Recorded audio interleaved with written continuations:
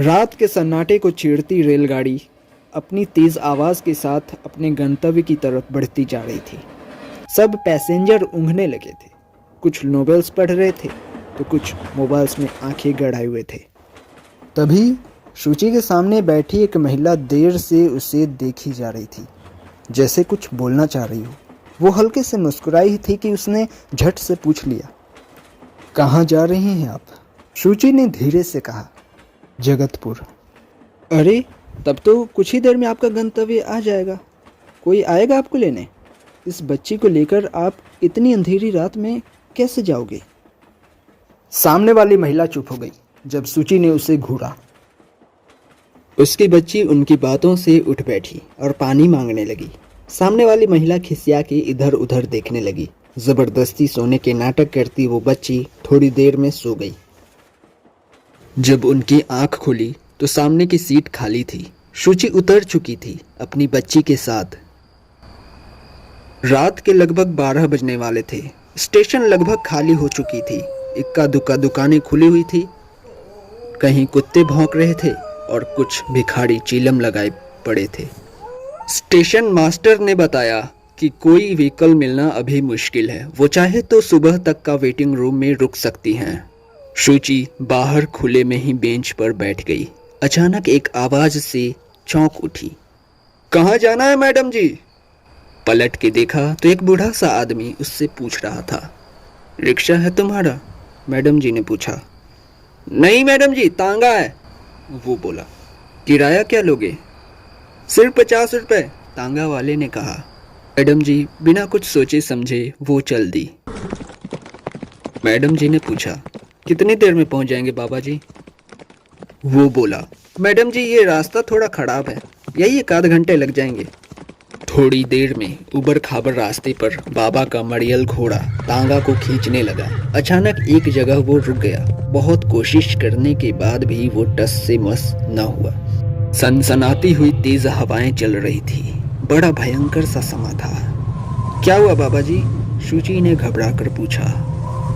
तांगा वाले ने कहा, अब आप पैदल चली जाएं मैडम, वो सामने ही आश्रम दिख रहा है ना, कोई 200 कदम पर होगा। थोड़ा डरती हुई शुचि बच्ची को संभालती हुई उस ओर बढ़ गई। गेट पर पहुंची तो गेटमैन ने कहा, कौन है? कौन है? इतनी रात गए? मेरी नियुक्ति यहाँ पर महिला निरीक्षिका के पद पर हुई है, गेटमैन ने कहा। अरे मैम, आप इतनी बीहड़ रात में आई कैसे? शुचि ने पीछे मुड़कर तांगा दिखाना चाहा पर वहां दूर दूर तक कोई न था। गेटमैन आश्चर्य से उसे देखता रहा। थोड़ी देर में वो ऑफिस में इंचार्ज के सामने थी। फिर से उसे वही प्रश्न सुनना पड़ा। मैडम, आप इतनी सुनसान रात में भला आई कैसे? अमावस की रात को तो यहाँ जंगल में वैसे भी पराशक्ति जागृत रहती है। शुचि को भरी सर्दी में पसीने आ गए। मुझे नौकरी की बहुत जरूरत है।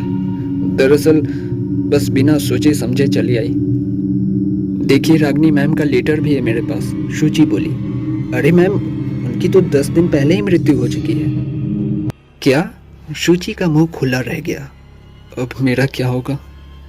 देखिए, कल उनके पति उनकी अस्थियां विसर्जित करके लौट रहे हैं। अगर वो ठीक समझेंगे तो आप नौकरी पर रह पाएंगे। शुचि को बेसब्री से स्वामी जोगिंदर जी का इंतजार था। अब तो उनके रहमो करम पर ही उनकी नौकरी टिकी थी। अगले दिन बड़े भव्य समारोह में रागिनी जी के पति, जिन्हें सब स्वामी जी कहते हैं, लौटे। स्वामी जी की जय हो का नाद गूंज रहा था। शुचि उनकी एक झलक पाने को बेताब थी, लेकिन जैसे ही उसने उन्हें देखा उसे चक्कर आ गए।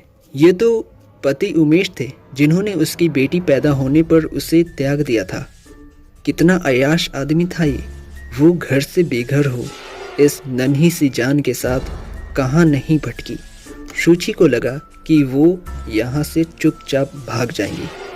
ये आदमी उसे नौकरी पर रहना तो दूर जान ले लेगा। इतने में ही स्वामी जी की नज़र उस पर पड़ गई, लेकिन वो तो उसे पहचान ही न रहे। इसका क्या मतलब है? क्या वो उसे भूल चुका है या बहाना कर रहा है? इंचार्ज सिमी बुलाने आई। वाह, तुम्हारे भाग खुल गए शुचि, स्वामी जी ने तुम्हें काम पर रख लिया है। वो हकला उठी। खुश हूं या दुखी समझ ना पाई।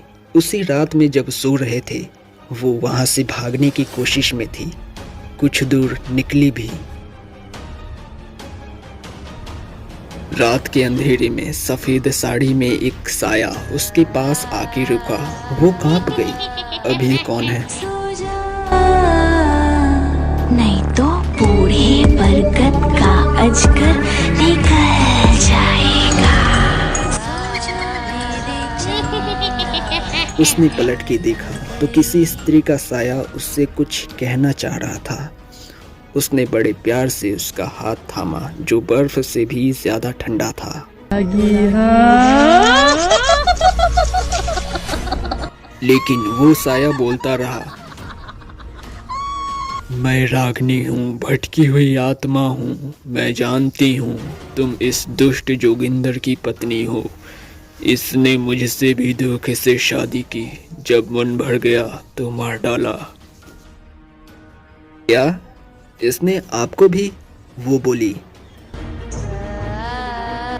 आजकल ये सीमी के चक्कर में और तुम्हें भी इसलिए नहीं पहचान रहा क्योंकि इसकी याददाश्त खोई हुई है। मैं चाहती हूँ तुम इससे बदला लो। मैं तुम्हारे साथ हूँ। सूची भौचक्की होकर इन सभी बातों को सुन रही थी। फिर पूछा, मुझे क्या करना होगा? अगली अमावस्या को बहुत बड़े मंत्री आ रहे हैं। वो इसे सम्मानित करेंगे और ये ज्यादा शक्तिशाली बन जाएगा। तुम इसकी पोल खोलो, सबके सामने इसकी वास्तविकता लाओ, जिससे इसे अपने किए का दंड मिले। मैं ये सब कर पाऊंगी? सूची घबराई।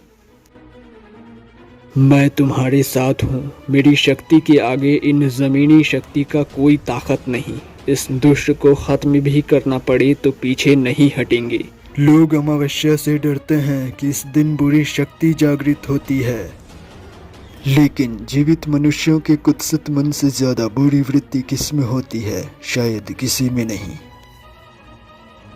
इतने घने अंधेरे में सुनसान रास्ते में उस रूह के साथ बात करती हुई ज्यादा सुरक्षित महसूस कर रही थी। आज तक इस तरह की सुरक्षा उसे और उसकी बच्ची को शायद कभी नहीं हुई थी। उसने रागिनी की रूह से वादा किया कि ये काम अवश्य करेगी और इस दुष्ट जोगिंदर को अपनी और अपनी जैसी अन्य मासूम जिंदगियां जरूर बचाएगी।